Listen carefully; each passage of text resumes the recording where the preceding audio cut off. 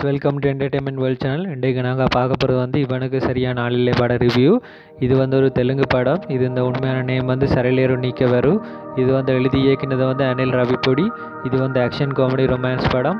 இது வந்து டியூரேஷன் வந்து 171 நிமிஷம். ரிலீஸ் ஆச்சு வந்து 11 ஜனவரி 2020. காஸ்டிங் பார்த்தோம்னா மகேஷ் பாபு வந்து மேஜர் அஜய் கிருஷ்ணவன் நடிச்சிருக்காரு. ராஷ்மிகா மந்தனா வந்து சம்ஸ்கிருதியா நடிச்சிருக்காங்க.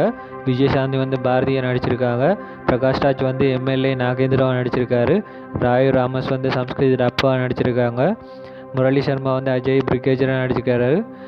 சத்யதேவ் வந்து அஜய் நடிச்சிருக்காரு, அதாவது பாரதியோட மகனா. ஸோ படக்கதையை பார்த்தோம்னா அஜய் கிருஷ்ணா வந்து இந்தியன் ஆர்மியில் மேஜராக இருப்பார். ஸோ அதே செக்மெண்ட், அதாவது ரெஜிமெண்ட்டில் தான் வந்து பாரதியோட மகன் அஜயம் வந்து ஜாயின் பண்ணுவார். ஸோ அவங்க வந்து போன ஒரு மிஷனில் வந்து பாரதியோட மகன் அஜய் வந்து சீரியஸாக இன்ஜூர் ஆயிடுவார். ஆனால் வந்து அஜயோட சிஸ்டருக்கு வெட்டிங் ஃபிக்ஸ் ஆகிருக்கும். ஸோ வந்து அஜய் கிருஷ்ணாவை வந்து பிரிகேஜர் அனுப்புவார். அவருக்கு பதிலாக வந்து போய் அவங்களோட வெட்டிங்கை வந்து நல்லபடியாக நடத்தி முடிக்கிறதுக்கு. ஸோ அஜய் கிருஷ்ணா வந்து குருநூலுக்கு போகிற ட்ரெயினில் போகிற வழியெலாம் வந்து சம்ஸ்கிருதியை மீட் பண்ணுறாங்க. அவங்களுக்கு ஆல்ரெடி வந்து சூட் ஆகாத ஒரு பையனை வந்து வெட்டிங் ஃபிக்ஸ் ஆகிருக்கும்.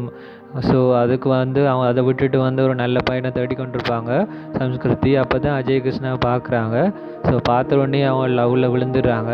ஸோ எப்படியாவது அஜய் கிருஷ்ணாவை தண்டை வழி கொண்டு ட்ரை பண்ணுறாங்க ஃபேமிலியோடு சேர்ந்து. ஆனால் அவர் ஒத்துக்கொள்ள மாட்டார். அவர் அதுலேருந்து தப்பி பிழைச்சி குருநூலுக்கு வந்தால் அஜயோட அம்மாவை தேடுவாங்க பாரதியை. ஆனால் அவரால் கண்டுபிடிக்க முடியாமல் இருக்கும். ஏன்னா எம்எல்ஏ நாகேந்திராவுக்கும் அவங்களோட அடியாட்களும் பயந்து அவங்களோட ஃபேமிலி ஒளிஞ்சிருப்பாங்க. பட் கடைசியாக வந்து அவங்களோட அடியாக்கள் கண்டுபிடிச்சி பாரதியை கொலை செய்ய போய்க்க அஜய் கிருஷ்ணா வந்து அவங்கள காப்பாற்றி அடியாக்களை அடித்து போட்டு ஃபோன் பண்ணி அனுப்புவார். அதுக்கு பிறகு தான் என்ன நடந்தான்னு தெரிய வரும் உண்மையான ரீசன். ஏனென்று பார்த்தோம்னா பாரதிக்கு தெரிஞ்ச ஒரு சித்தப்பா முறைப்படி அவர்கிட்ட மகன் வந்து சூசைட் பண்ணியிருப்பாங்க. ஆனால் உண்மையான ரீசனை தேடி பார்த்தா அது கொலையாக இருக்கும். அதுக்கு பின்னால் எம்எல்ஏ நாகேந்திரா இருப்பார். ஸோ கேஸும் எடுபடாது, அதோடு அவங்களோட வேலையும் இல்லாமல் போயிடும். அதுக்கு பிறகு தான் எல்லா இஷ்யூஸும் வரும். ஸோ படத்தின் மிச்ச கதை வந்து அஜய் கிருஷ்ணா வந்து எப்படி நாகேந்திரா ஹேண்டில் பண்ணுறாரு, அதோட அஜய் இந்த ஃபேமிலியை எப்படி காப்பாற்றுறாரு, அதோட வந்து அஜயோட சிஸ்டரோட வெட்டிங்கை நல்லபடியாக நடத்துகிறாரா இல்லையா, அதில் வந்து பாரதியோட மகன் அஜய் பிழைக்கிறாரா இல்லையா, அதில் வந்து அஜய் கிருஷ்ணா வந்து எப்படி நாகேந்திராவை மாற்றுறாரு, அதில் வந்து அஜய் கிருஷ்ணா வந்து சம்ஸ்கிருதியோட சேர்றாரா இல்லையா என்றது வந்து full and full action pack கோலையும் comedy scenes, family sentiment, political எல்லாத்தையும் நல்லா மிக்ஸ் பண்ணி ஒரு கொமர்ஷியல் படமாக டைரக்டர் கொடுத்துருக்காரு.